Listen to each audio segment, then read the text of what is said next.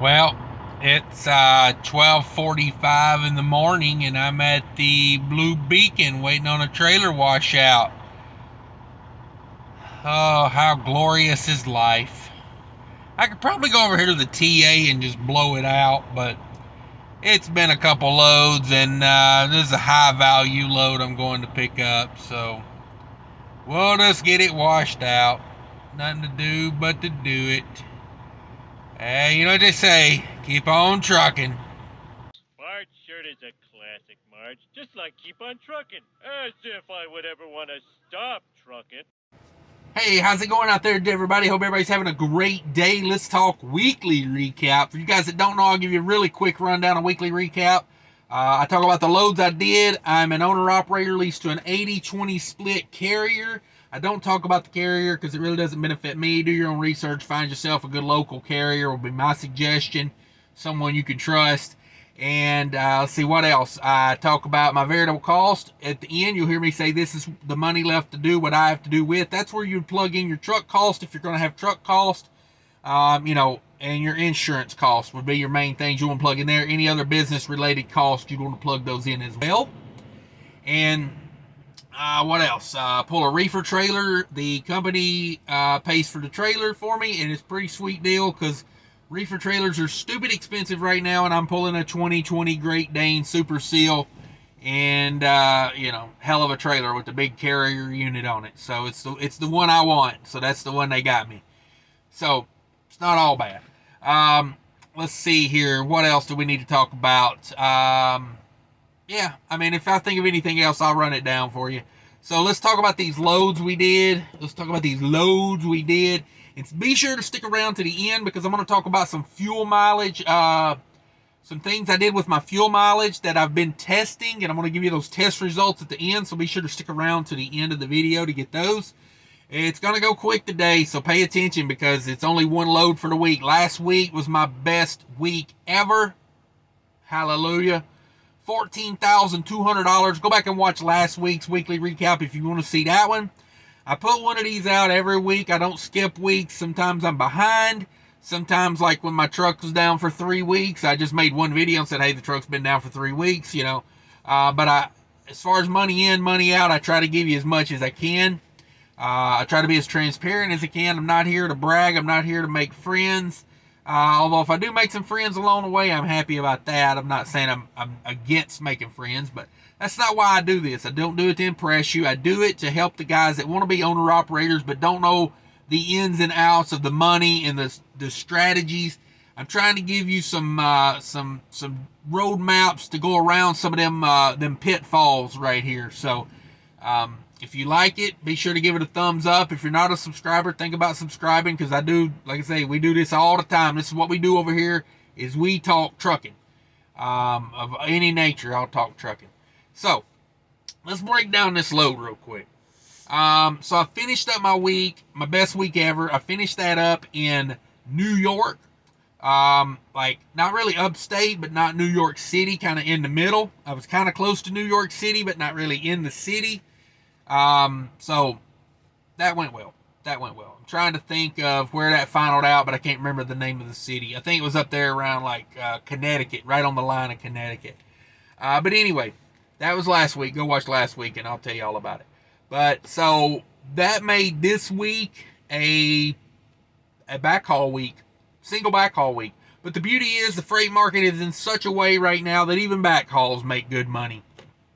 Normally I would have took that load out there and made money and then whatever would have got me back just to make more money. But I'm actually making good money on backhauls right now. So I hope this continues. We're paying off debt. We're stacking cash. The name of the game. Probably going to be debt-free by, I'm going to say the end of the quarter. I'm saying the end of first quarter. That's what we're shooting for right now. It's not going to be easy. I'm going to have to work for it, but that's my goal. So anyway, let's go over this load. Pulled this load out of New Jersey. I liked it because I was looking at loads. I was looking at loads out of this area, and they were like 38 to 3,900 back to Minnesota. And then I got a call on the morning. I got emptied out at like 8 p.m. I got a call the next morning that said, hey, you ready to go? And I was like, yeah. And it was like, good, because we got a banger. And I was like, good, I need it. I need it. So this load paid $4,500. It was 9,000 total pounds. I love that. And it had a stop in Pennsylvania, and then it had a final out in Minnesota. We stopped in Pennsylvania and unloaded 4 of the 9,000 pounds, and we rode 5,000 pounds all the way back from Minnesota, or from Pennsylvania to Minnesota. 55 degrees start and stop load. They just want to make sure it didn't, no freezing over there in the cold. And I was like, we can do that. So it was good times. It was good times. Let's see, $4,500 total. $3,600 is my 80% cut. 1,368 total miles on that, all miles. 100 of that being empty miles. So basically, I just went around New York City and came down into New Jersey, picked it up, and out we went. Now, the drop in Pennsylvania did require me to run the toll road, so there is quite a bit of tolls on this one. But, when they pay good, we don't stress a $100, $150 toll road. I did not have to take the toll road the whole way across, just the second part of the toll road. So, let's talk about it. 1368% deadhead, 1368 miles, 100% mile deadhead. That's 8% deadhead. That's well within my reason. I can live with that every day, every week. All miles paid $3.29. It's fantastic. It's fantastic. I have never in my trucking career seen rates out of New Jersey. Midweek rates. This was like a middle of the week load, paying $3.29 a mile. Yeah, it was 2 stops, but it only weighed 9,000 pounds. So I think it was just, it needed to move, and we called it at the right time. That's the best part of negotiating. That is the key to being a great negotiator is, my 3 tips to negotiating: be in the right place, have the right equipment, and be ready to go. That's the 3 negotiating tips. They're not really negotiating tips, but that's how you get the best rates. It's just the way it is. So, $3.29 all miles, my 80%, $2.63 all miles. Every single mile paid $2.63. It's a fantastic world we're living in. It's $3.55 a loaded mile. And let's go over some expenses. $6.76 on diesel. If you guys don't know, I got a Mudflap code down there in the description. If you buy your own diesel, be sure to check out Mudflap. You are not required to have a fleet card. You put in your own personal credit card, get the cash back, and save up to 80 cents. I've seen over 80 cents actually on Mudflap, but it competes with the big time fuel cards and no fees. So check that out. Just thought I'd throw that in there. $6.76 on diesel for the week. And this is the fuel that I have bought, not the fuel I used, just so you know. $48 in reefer fuel. I didn't use anywhere near $48 of reefer fuel on that load. But I filled up before I went and picked up, because you never know. A lot of places want more than 3/4 of fuel in the tank before they'll load you. Even though, the load might use 2 gallons of fuel for the whole load, but they want it above 3/4. Insurance policies and whatnot. So, $48 in reefer, $50 in DEF. I think this could be one of my first weeks I'm over $50 a week in DEF. It is on the rise. Lord have mercy, is DEF prices climbing like crazy. I spent $214 in tolls, which is quite a bit of tolls, but that's the way it is. So it makes for a total of $988 in variable cost. You take my $3,600, you bring that over, you minus the $988. It's $2,612 left to do what I got to do with. This was a 4-day work week. I meant to throw that in a little earlier, but hey, the people that want to know, they get to know because they stuck around to the end. Yeah, this was Tuesday, Wednesday, Thursday, finished out on Friday. I was at the house by, Friday midday. Had a really early appointment there Friday to final out. So, and it was a place that unloads quick. So, I was at the house by, middle of the day on Friday.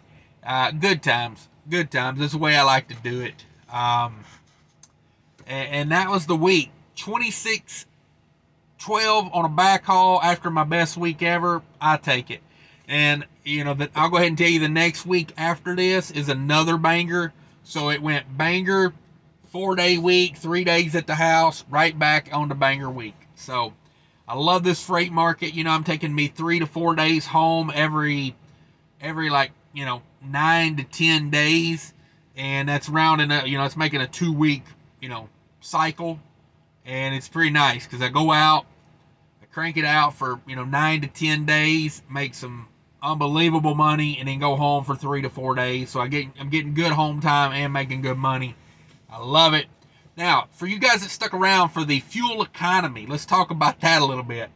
So, number one, I'm going to get skirts put on my trailer. I'm super happy about that. I've been pulling a trailer with no skirts on it since last March. So I'm going to have some really good data on same truck, same trailer. The only difference is it's going to have skirts on it.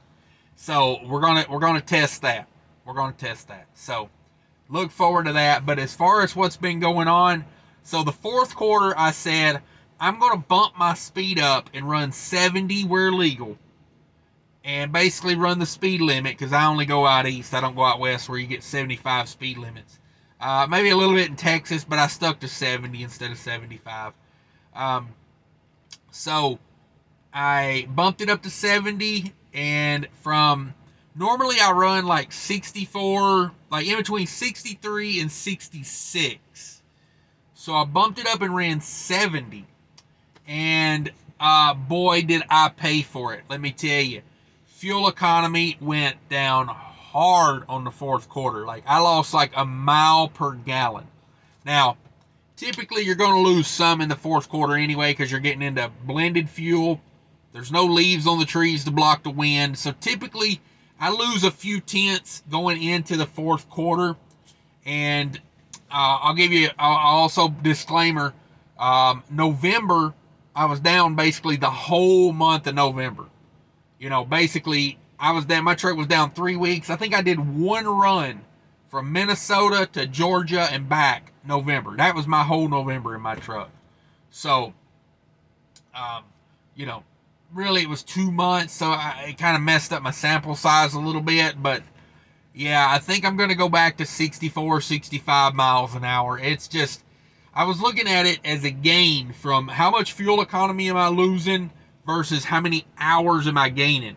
And I'm like, well, if I can get an extra load in per month, it well makes up for it, But with my new home time running schedule thing I'm doing, I never really run out of hours. I'm gone 9 to 10 days at a time. Typically my reload day is shot on running. Typically I get unloaded in the morning, 100 to 200 miles, I get reloaded, and then the best I can do is, another 200 or 300 miles after that. So, if I have to run recaps on the way back into the house, that's fine because I'm typically pretty good on hours. Or like the day when I leave out a lot of times is not a very good productive day. I'll leave, go get loaded, and then, typically stop and get groceries and everything for the next 8 to 10 days I'm going to be out. So for me to fit my style, I don't think it's worth bumping it up to 70. To me, it's not. I would rather have the fuel economy because basically I'm turning the same amount of loads. I'm turning, the same amount of revenue. So at that point, I got to worry about my cost going out. So for me personally, like maybe if you're staying out a month at a time and you need to get more done, maybe to bumping it up to 70 and running it that way would be better for you. And maybe if I had the skirts on the trailer, maybe I wouldn't have noticed maybe instead of a gallon per, maybe a mile per gallon loss, maybe it would have been like a couple tenths per loss, because I know the faster you go, the harder having no skirts or any kind of aerodynamics on your trailer hurts you. So we'll see how well it pops back. I ran like 63, 64, 65 I ran a little bit of 66 today because traffic was heavy coming across toll road, and I didn't want to be holding everybody up. So, typically 65-ish, I don't feel bad about. I'm like, you're not holding up a lot of traffic at 65. People are used to trucks going 65, so I typically run that, 65, 66, depending on, traffic and whatnot. But I'll probably end up back in that 63, 64 range. This truck loves that range. I noticed even this week I was hauling, let's see, where did I go this week? Where did I go? I can't even remember where am I going right now? I can't even remember that. If I'm not mistaken, let's see, I went out to Ohio. That's where it was. I'm glad I remembered that before I had to look at it. But from Minnesota to Ohio, I kicked it down to 63, and it got me back up in the 8 mile per gallon range, even on winter fuel. Minimal wind. It wasn't dealing with a lot of wind this week, so for me, it's just so much easier on your truck, your tires, everything to get better fuel economy. So for me, that's where I want to be, is probably in that 65 or less range. There was a stretch of 74 out in like Illinois, Indiana, where it was just nobody out there. It was like middle of the day on a Monday or Tuesday or whatever day it was. Nobody around. So I bumped her all the way down to 60, and I ran 60 miles an hour for about 3 hours, and my truck was loving it. Like 60 mile an hour, I was like 9 mile per gallon. But it was painfully numbing, boring. It was just like, I looked down and it had been 3 hours, and I was like, oh my God, I'm not even across Illinois yet. I was like, I mean, for that kind of fuel economy, and honestly, I probably will play with that more, because I was thinking, if I get the skirts put on, and the skirts can give me a half mile per gallon, let's say half mile per gallon, and I run 60, where does that put me? I mean, I could be all over 10 miles per gallon at that point. So I'm thinking about putting air tabs on the truck and trailer as well. I like air tabs. I've had them in the past. They do seem to help, but I wasn't pulling reefer trailer at the time, and I'm worried about the airflow into the trailer. And with a Cascadia, I don't know how much better it's really going to help on the truck to the trailer gap. I got it pretty tight, but I also have a fixed fifth wheel on my truck. And with the fixed fifth wheel, it's kind of like I can't be too far forward, because I can't, with the reefer, I got weight at the front of the trailer already, so I can't be too far forward. But I figure with the rounded trailer, with these new reefer units being so rounded, I don't think putting tabs on the truck will help me as much as putting them on the trailer. So debating heavily, probably get those ordered in the next few days. I think I will go ahead and put those on. I got to get somewhere warm enough to stick them on there, though, because I can't do it in Minnesota till probably May. So what I like to do is get the skirts put on, probably run it for about a month with the skirts on it. That way I can get a good sample size. And it's one of the good things of keeping track of all your numbers is I do a lot of the same runs over and over. So I can look back at certain runs, and I keep track of a lot of stuff, like wind direction. Like if it's really windy, I'll make a note in my little thing I write down here about all the loads. I keep a piece of paper. I don't want to give it all away, but I keep a little piece of paper that's got all my stuff written down on it. That way I can just jot it down as I'm driving, Now, I put all that in the computer once I get done with a load, but, I'll make a little note in there like, really windy or low temperatures, because, like, if I have to idle overnight, I'll make a note of that, because I want to know why, my fuel cost was higher on that load, or, to me, you never can have too much data, I guess is what I'm trying to say. But I don't know. There you go. A little bit more food for thought. Thanks, everybody, for watching. I'm going to hop off here. if you look in the description and on the first pinned comment is probably my new heated apparel. Check that out. That is some cool stuff. Battery powered coats. Use cash 15. Click the link. Do what it says, and you save 15% on that. Check out my second channel, Trucking with Diabetes. I'm starting to put more work in over there. I feel like I need to do more on that channel here lately because I was doing good. I was on track, and then I kind of fell off. So I'm back on track now. So we'll see how that goes. And thanks for tuning in, everybody. Take care of each other.